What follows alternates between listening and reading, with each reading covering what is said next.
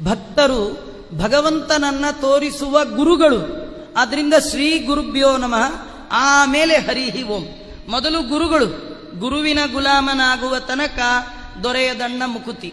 ಹೇಗಿದ್ರೆ, ಯಾವ ಗುಣಗಳನ್ನ ನಿಮ್ಮ ಜೀವನದಲ್ಲಿ ನೀವು ಇಂಪ್ಲಿಮೆಂಟ್ ಮಾಡಿಕೊಂಡ್ರೆ ದೇವರ ಅನುಗ್ರಹ ಪಡಿಬೋದು.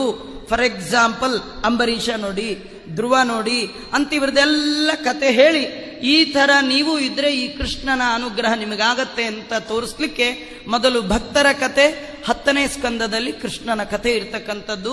ಆ ಭಕ್ತರದೆಲ್ಲ ಸ್ವಲ್ಪ ಇಂಥ ಭಕ್ತರಿಗೆ ಅನುಗ್ರಹ ಮಾಡಿದ ಭಗವಂತ ಸರ್ವೋತ್ತಮ, ಅಖಿಲಾಂಡ ಕೋಟಿ ಬ್ರಹ್ಮಾಂಡ ನಾಯಕ. ಅವನ ಕತೆ ಹೇಳಿ ಮುಗಿಸ್ಲಿಕ್ಕೆ ಬರೋಲ್ಲ. ಯಾರ ಕತೆನಾರು ಹೇಳಿ ಮುಗಿಸ್ಬಿಡ್ಬಹುದು. ಯಾಕೆಂದ್ರೆ ಅವರು ಆ ಕಥೆಯ ನಾಯಕನಿಗೆ ತುದಿ ಮೊದಲಿದೆ. ಆದರೆ